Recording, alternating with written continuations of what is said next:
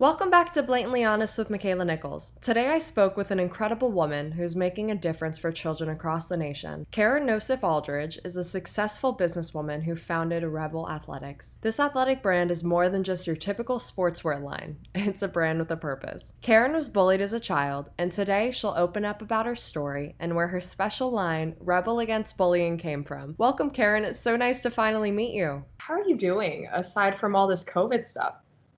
I'm good. I mean, I'm as good as I could possibly be, with trying to run a business remotely and trying to figure out what schools are going to open or not open in the fall and all of that. I mean, we sell uniforms and retail items and cheer uniforms to kids. Yeah. So you would never think that you plan for a lot of things as a business, but you never plan for like, oh wait, the schools are going to be shut down and there's not going to be team sports. And so, we're hoping for the best and really like setting our expectations for the best, but this is a situation that we've never been in before. So we're working our way through it. Yeah, it's definitely a little bit weird as far as starting a foundation and everything, like trying to get it up and running. And same thing with the schools. It's like what schools open, what schools closed, like I don't know. So Yeah. it's I hear you. It's a weird time and no one saw this coming. Did you just start the foundation, or how long have I you been doing did. I did. It's been a few months, so everything is very fresh, and we're in the process of getting our curriculum approved. And now we're like, are we going to make an online video game to be used in the classroom? Like, it is all up in the air. So it's just a weird, weird time. But well, let's talk about you because you are just Wonder Woman. You have your own business. You are so successful, and more importantly, you're an advocate for anti-bullying, which I just commend you. That's just so important. So let's talk a little bit about your home life growing up. Let's start there. Well, so I was raised by my maternal grandmother until about age 5 in Taipei, Taiwan. And then my parents showed up one day when I was 5 and they picked me up and they brought me to Fort Hood, Texas, where my dad was stationed in the Army. It was shocking because I had only ever known my grandmother and I could only speak Chinese at that time. I couldn't communicate with my dad because my dad did not speak Chinese. And I guess my parents at the time really they didn't do it intentionally, obviously, but they didn't really have the foresight to take me out of my Chinese clothes and put me in Western clothes. And so I got sent to school wearing like traditional frog button jackets and like looking very Chinese. And I had like a little Chinese haircut. It was bad. And so it was, I got bullied. I got bullied viciously, like right out of the gate, because I mean, they kind of set me up for it, right? I mean, I was not assimilated. I could not speak the language. And people were like, who is this weirdo that has shown up? It took me about 9 months to learn how to speak English. I had a tutor coming to the house at night, like helping me, and my mom was tutoring me. And it took my grandma about 9 months to immigrate from Taiwan to the States. And once she got here, like my life changed because she was kind of my security blanket. But that was a bad episode when I first got here. And it's weird. A lot of people say they don't have vivid memories of when they were 4 or 5 years old. I have extremely vivid memories, I guess, because they were traumatic. Oh And so no. I remember a lot of it, and it was not fun. So then we were living in Killeen, Fort Hood, because my dad was career military. So I lived in Fort Hood, Killeen until I was 13 years old. And in elementary school, it was more or less fine, right? In elementary school, but then when I got to junior high, I don't know. And you're right, there are just mean girls out there. They're Yeah. mean just for the sake of being mean. And if they decide you're the one, like Yeah, you know you what don't I want to mean? be that one. You don't want, yeah. So, um, I mean, things happen. I got called a chink all the time, Oh like, my God. which is like it crazy, like to my face. And some of it was, my grandma would pack my lunch, and sometimes I would take like just like some traditional Chinese food. I mean, I for every day that I ate like a pizza or a cheeseburger, I went through the McDonald's drive-through. There were also like traditional meals at home, which were like, squid or thousand-year eggs or something that is very crazy to somebody that has Yeah, not been exposed to it. But to me, it was just like the food I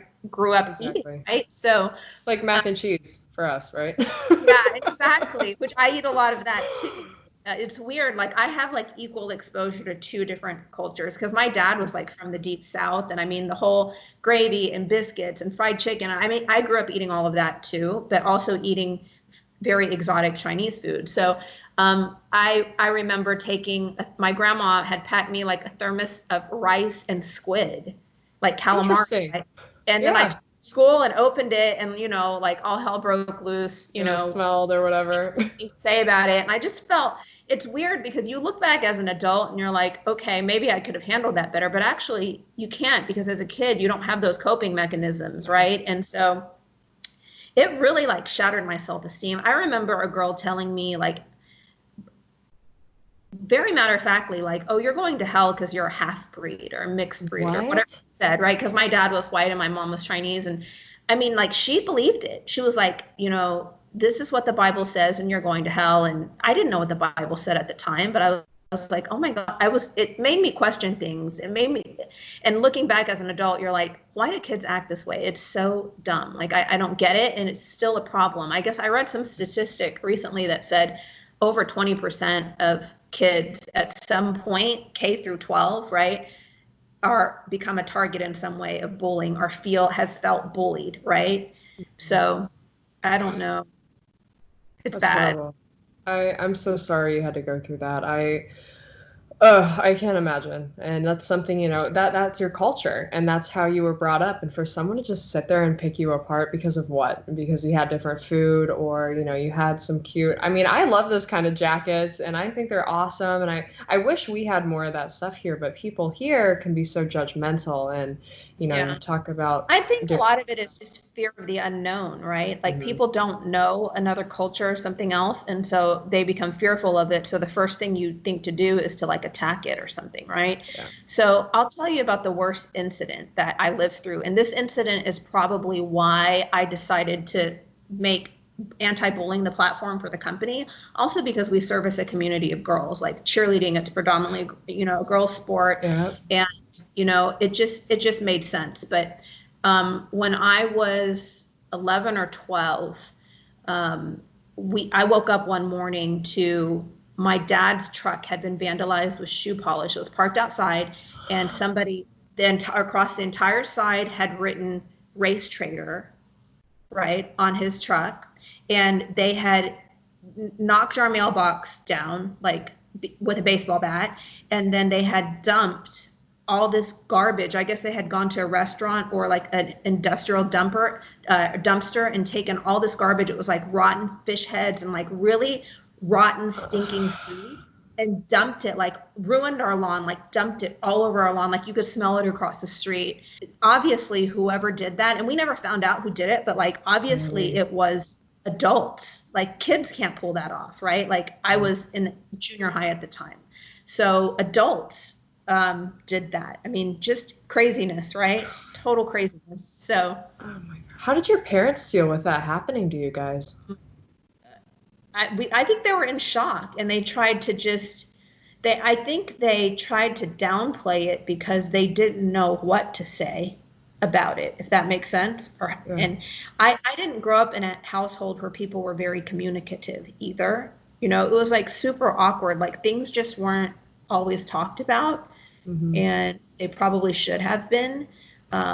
So I don't know. It just made me feel really terrible. But you get over it, and some of those things though, they either break you or they make you stronger, right? As a person, like stronger in your convictions and completely unapologetic for whoever I decide to be or whatever I decide to do. And I think a Yeah. lot of that strength comes from some of those crazy episodes from when I was a kid. So Yeah. Well, you're definitely extremely strong and bouncing back from all that, but you're right, it never fully leaves you. And I think that's something that, you and I can both relate to going through those traumatic experiences. We're like, oh my God, like you look back and it's like you have those crystal clear memories that a lot of people are like, oh, I don't remember XYZ. I'm like, like I remember. But yeah. What's your story like? I don't Yeah. know, all of it, but I know you met Michelle and this is kind of your passion.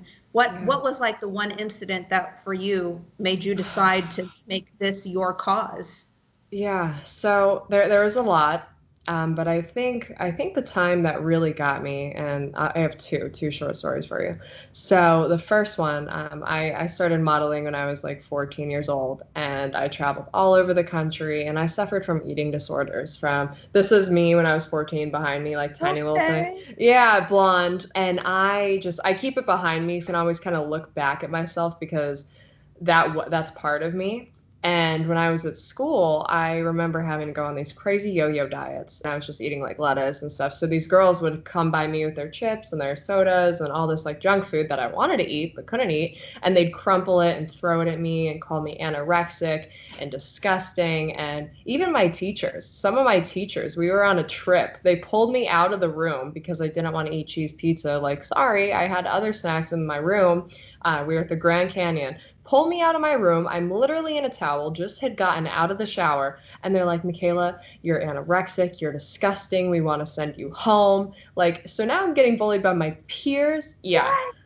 Yeah, by my peers and by my teachers. And then the icing on the cake is I was sexually assaulted by my best friend, and all this stuff went on for a year. And the rumor mill started churning because I got called into the principal's office, and then suddenly I went to a small private school. Suddenly the whole school knew, and I didn't want to tell my parents because being an only child, I didn't want them to feel like they had failed me and that I got sexually assaulted. But I was sexually assaulted for over a year, and one day it all came out, and then suddenly I was a whore and I was a slut and I was disgusting. And yeah, so that is Wow. I'm so sorry. yeah, I mean, Wow.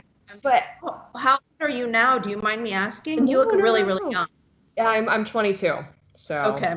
yep, so I'm still an itty bitty, but it's just going through all that stuff just really. I understand. I understand your pain, and I understand how difficult it is.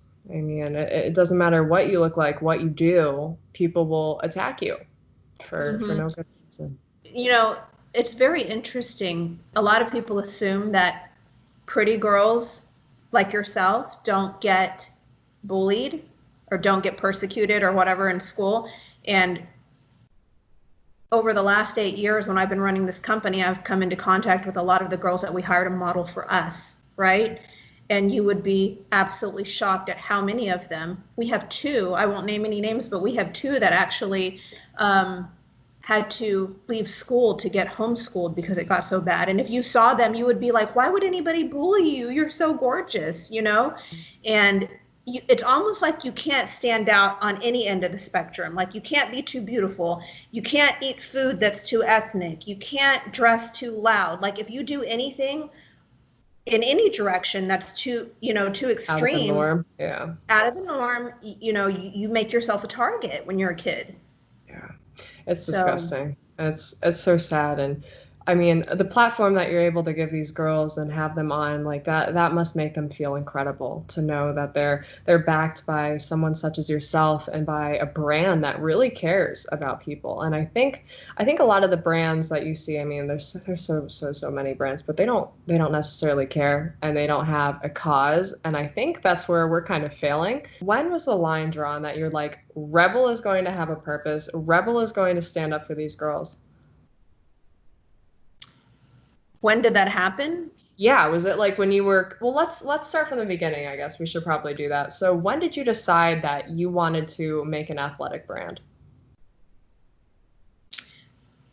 It kind of happened organically. So I was friends with people in the dance community and dancing, and then somehow met a few people that were in the cheerleading industry and really did a little bit of research and realized that there was an opportunity in cheerleading uniforms. So basically, I was an entrepreneur that saw an opportunity where basically one company was controlling a lot of the market share. And I looked at what they were doing and said, hey, I think I might be able to do this better. So that kind of led me down the rabbit hole of cheer. And then from there, we launched a retail brand. We said, hey, let's do another division, people don't just want to buy team uniforms from us. The cheerleading community in the U.S. is huge. I don't know if you know, it's like 2.3 or 2.5 million girls, cheering. So it's like, why don't we cater and make some athletic wear or create this lifestyle brand for these girls? So it kind of happened. And I'll be really honest with you, I didn't think it would take off as quickly as it has in terms of the sales, and it's just become this whole movement. And I'll log online and read comments from some of the younger girls sometimes, and they really attached to the brand because of what it stands for. So I decided early on, even before we launched the retail line, when we were just selling cheerleading uniforms, that anti-bullying was going to be our platform, because it just made sense. I mean, we were catering to girls, and it seems like this is a bigger issue for girls than it is for boys. I don't know why, but that's from the research we've done. That seems to be the case.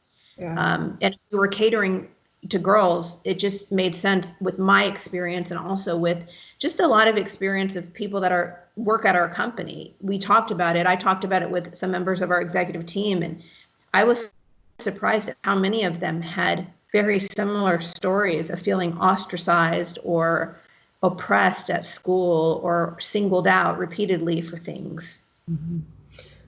I know, it's nuts. And I think us women, I think we are our own worst enemies at times. And especially when it comes to everything with bullying, I think that women are more quick to judge one another. And I think, not that we're all like in one big competition, but I really think that a lot of women see other women that are beautiful and they're like, oh my God, like she's a threat to me and I have to make her feel bad about herself. So I agree with you. And especially cheerleading. Were you in cheer growing up? So I actually cheered in junior high or in middle school. And when I moved to Dallas, so the summer before high school started, my mom opened a Chinese restaurant in Dallas. And so we moved. My dad had retired from the Army by then. And so then we moved to the big city, which was a huge life-changing experience for me. But that's when I started dancing, because my dance teacher at the time said, you can't do both. So that's when I started just focusing on dance.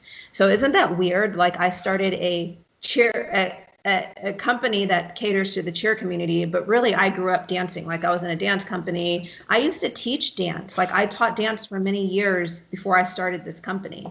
So, all right. Isn't it funny how isn't it the world works in such funny ways? I mean, same with modeling. Like, modeling gave me the platform to get to this point, but now I'm such an advocate for positive body image, and these girls and even these guys, like, how do you differentiate products you have and the message you want to give from all these body image kind of standards that these young people have to face? That's a really good question, and it's hard. And right now, we are trying to get more different body types to show up at our casting calls. We've actually been trying for a couple years now, right? So the dilemma we run into is, visually, we want to be able to show all different types of girls.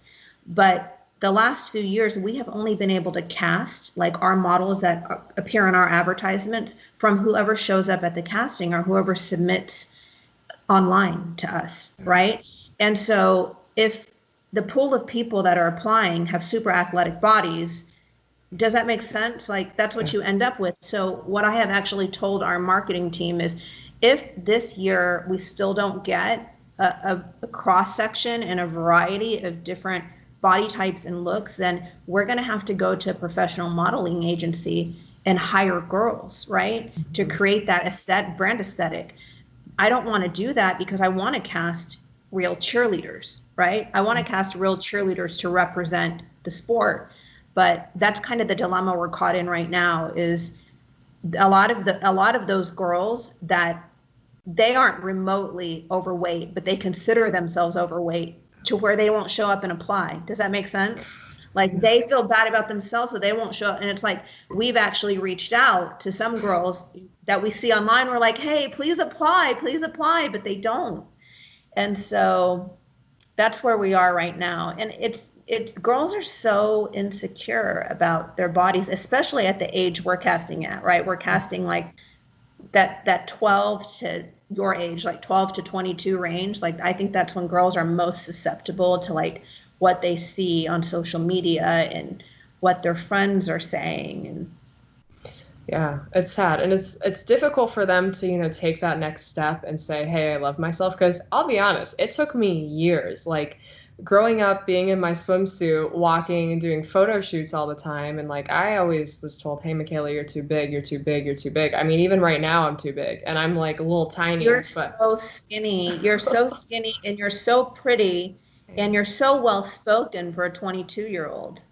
You really Yeah, are. well, You're very, very well spoken. I appreciate it. I grew up quickly, all the stuff and living on my own, and it's just I get it, and I get the whole entrepreneur thing because I mean that's what I do now, and especially just trying to be a positive role model for these young girls. It's like you see all these, not to name shame the Kardashians, but like you see that kind of stuff, and these girls are like, oh my God, this is what I need to be, and it's like, no, sweetie, like that is not how anyone looks, like it's Yeah. just it's hard, and even the girls in the magazines don't actually look like the girls in the magazines, and I know that because I was one, um, Right. growing this business, and it's become, multi-million dollar business, and you're doing phenomenal, and I heard that your website crashed like one night, right? Because it was doing so well. Too many sales. I know. Is that crazy? What a Yeah. horrible problem. It's happened a couple of times, and you know what? I wanted to get mad, but I'm like, why would I even get mad at this? Like, this is amazing. It could be the opposite situation. So, Yeah. no, we've been really, really blessed. Like, even over the last 3 or 4 months when things have been shut down because of COVID, like, our retail sales are still growing. And we just feel really blessed. I mean, we've obviously struck a chord with a lot of moms and kids out there still buying our products through, this madness that we're living through right now. Definitely. Do you still find that people will target you and bully you because of the success that you've had?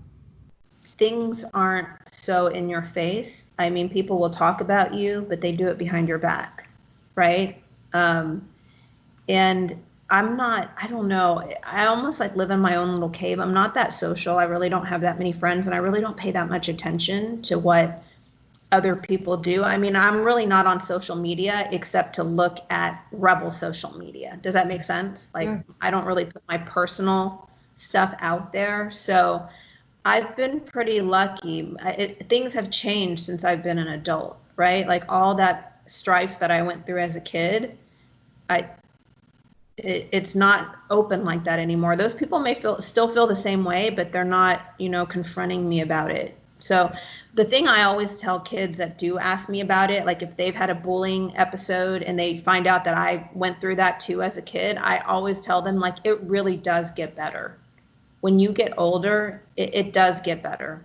And then when you get to my age, and I mean, people have bigger fish to fry. They don't Nobody's, do you know what I mean? Like Yeah. nobody's still living at that level, like, hey, let's go pick on that person or whatever. There's just too much other stuff going on in life to mess around with that. I think most girls, even the meanest girls, I think at some point eventually grow out of that.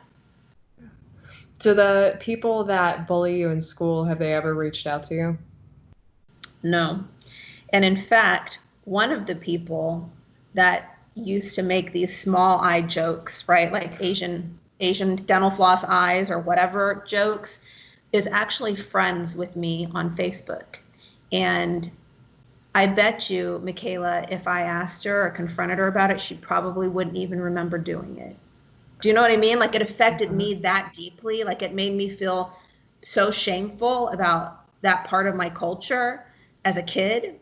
I probably overreacted to it, but still, it was out of line for her to like say something like that. I bet you if I confronted her about it, she wouldn't even remember. And that's the thing about bullies, and that's what I want kids now that are going through something to understand is that it's so meaningless to the bully when they're doing it, but it crushes you, right? It crushes your life.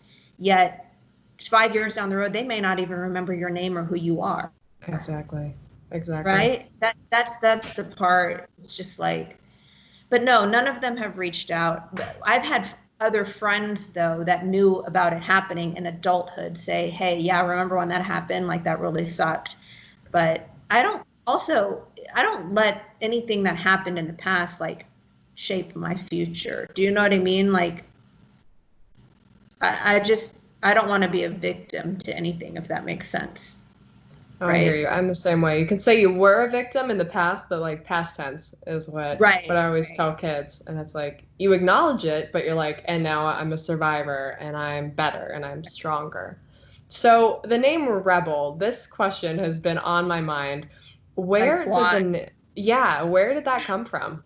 So random. Well, we played with a lot of words, and we felt like that word was a really strong word because there aren't that many words in the English dictionary, in the English language, that are a noun, a verb, and an adjective.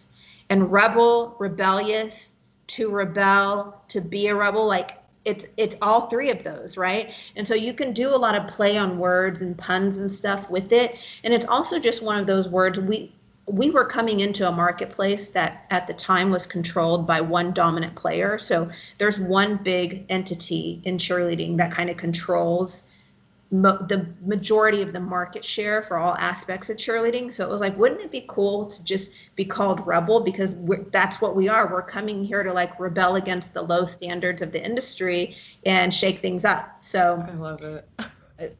yeah, I mean, it's weird when we picked the name at first.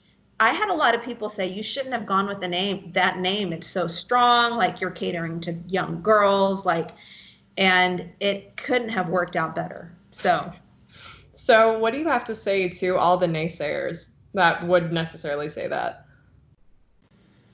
um, we generally I ignore naysayers. Like, it's weird. Like, after having gone through all that bullying and just being so different, do you know what I mean? Like coming to the States and like having to learn English and having to assimilate and all of that. Just I embrace pe- people's differences, right? I embrace people that are different. I try to not pay attention to naysayers or what people. I listen to my internal voice, and the advice I would have for anybody watching your podcast is to always listen to your internal voice and your gut. They are never wrong. They are never ever wrong, and to really be true to who you are. Like, nobody has the ability to make you feel ashamed about yourself or bad about yourself unless you allow them to, right? Unless you allow them to. So it takes some inner strength and really digging deep, but everybody has that strength in them to be like, you know what, I'm not going to listen to you. I didn't have an adult to be able to say, I didn't have an adult in my life that articulated that to me as a kid. I think it would have changed things if I would have had an adult communicate to me and say some of those positive affirmations, like, you know, you're good enough, you're perfect the way you are, there's nothing wrong with you. You know, stand on your convictions. I didn't have anybody saying those things to me as a kid. So my coping mechanisms obviously were not at the level they are now, you know, as an adult. So did you get a chance to go to the rebelagainstbullying.com I website and did, see? yes, and I'm wearing my lovely shirt. I love it. It was so Thank cute you. on you. Thanks. I got my matching shorts, but you can't see those. That's so cute. So Fun. what are you doing now? Or is a plan to like go into schools and talk about your experience, etc.? Yeah. Yep. Okay, so So I want to hire you to work for us. Um, call me afterwards when we're not taping, but we are yeah, trying to find a spokesperson. We just found the spokesperson in the last hour, but I would because love. you are passionate about this, we've been looking forever, and now you found us. What is your final takeaway for anyone who might be listening and how to be a rebel in their own life? Final takeaway is be true to yourself. Don't ever let anyone else's words or actions make you feel less about who you are. You know, you are perfect just the way you are. You don't have to change anything about yourself to be proud of who you are, and just to be strong. You know, there are people out there. A lot of times, I think when kids, especially, are going through something like this, they feel very alone and alienated. But in reality, this type of stuff is going on everywhere. You are not alone, right? Other people, whether it's kids or adults, have faced it before. They've gotten through it. You will get through it, right? And I think that's really the message. So, I hear yeah. you. Well, you are So sad. just so incredible, and I think Rebel and Rebel Against Bullying, every avenue you go down is just incredible, and you're a brand that really Promises, just truthfulness and faithfulness and being honest with yourself. Because if we can't be honest with ourselves at the end of the day, then yikes.